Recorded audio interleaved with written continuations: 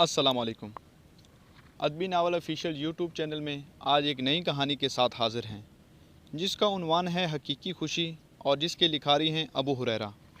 तो जिन दोस्तों ने अभी तक हमारे चैनल को सब्सक्राइब नहीं किया, उनसे गुजारिश है कि हमारे चैनल को सब्सक्राइब कर दें और दोस्तों के साथ शेयर करना न भूलें। तो आएँ चलते हैं कहानी की तरफ। अहमद की मशकूक हरकतें उसके घर वालों को खूब परेशान किए देती थीं। आजकल वो जेब खर्च कहीं भी खर्च नहीं कर रहा था। हालांकि वो शाह खर्च और पेटू लेकिन फराख दिल किस्म का बच्चा था और खाने पीने की चीज़ें अपनी जेब खर्च से लाकर सबको खिलाया करता था।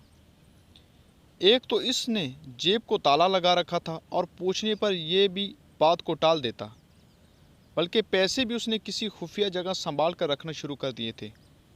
दाऊद साहब के लिए ये बात एक वालिद होने के नाते परेशान कुन थी कि उनका बेटा न जाने किन सरगर्मियों में मशगूल है और खुदा न खास्ता कोई ऐसा काम ना कर जाए जो उनके लिए बाइस शर्म हो और उनकी इज़्ज़त पे आँच आए।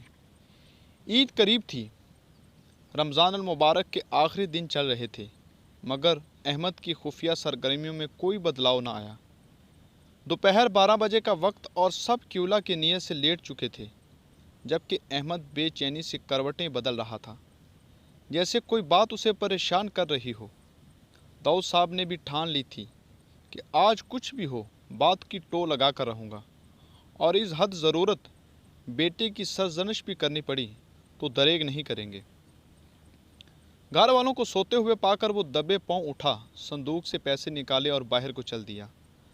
दाऊद साहब का दिल दहल कर रह गया कि आज उसका बेटा इस खुफिया मिशन की तकमील पे है कि जो कब से जारी था। उन्होंने भी उसे महसूस न होने दिया और उसके पीछे पीछे चलने लगे। वो पैदल न जाने किन गलियों में घूमता गमाता निस्बतन कच्ची आबादी में दाखिल हुआ और फिर एक इंतहाई बोसीदा टूटे फूटे कच्ची दीवारों वाले मकान के सामने रुका। उसने इधर उधर देखा और लकड़ी के पुराने दरवाजे पे दस्तक दी। दाऊद साहब गली की नुक्कड़ पर ओट में से सब कार्रवाई देख रहे थे और दबे पांव गैर महसूस अंदाज में उसके पीछे चल दिए।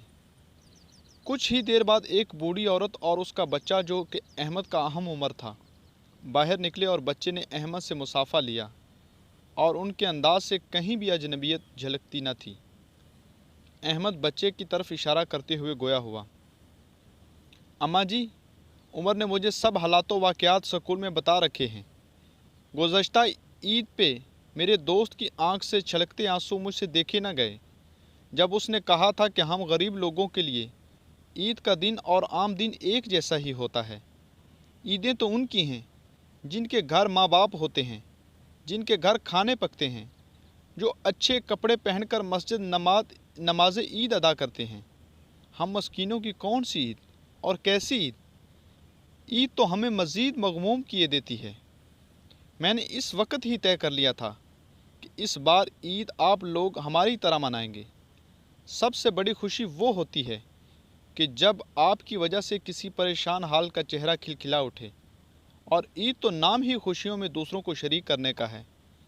ये रकम मैंने अपने बाप की हलाल कमाई और अपनी जेब खर्च से इकट्ठी करना शुरू कर दी थी। ये आप ईदी समझ कर रख लें। मुझसे जो बन सकता था मैंने कर रहा हूँ, और ये ईद अहमद और उमर की एक जैसी गुजरेगी, भले मुझे इसके कच्चे घर में रहना पड़े। बूढ़ी अम्मा ने रोते हुए अहमद और उमर दोनों को गले से लगा लिया और खूब दवाएं देने लगी। दाऊद साहब से रहा ना गया और वो भी जज्बाती होकर आंसू पूंछते, बेटे पे फ़ख्र करते और मुस्कुराते हुए आगे बढ़े। बिल्कुल ठीक कहा बेटे। अब्बू, आप? अहमद की आंखें हैरत व मुसर्रत से फटी रह गईं। जी बेटा, ये ईद अहमद और उमर की एक जैसी गुजरेगी, क्योंकि उमर भी अहमद के जैसे कपड़े पहनेगा और ये भी वही कुछ खाएगा जो हम खाएंगे। ये भी हमारे साथ ईद की नमाज़ अदा करने मस्जिद जाएगा। क्या हुआ इसके वालिदैन अगर दुनिया में नहीं? मैं इसका बाप, अहमद की अम्मी इसकी अम्मी और अहमद इसका भाई कहलाएगा। आखिर मुझे भी तो अपनी ईद वाकई मुबारक ईद बनानी है। इधर फ़र्श पे मस्कीनों और मुखय्यर लोगों के चेहरे खुशी से तमतमा रहे थे। उधर फ़र्श वाला फ़रिश्तों की महफ़िल में अपने फ़रिश्तों पे फ़ख्र फरमा रहा था।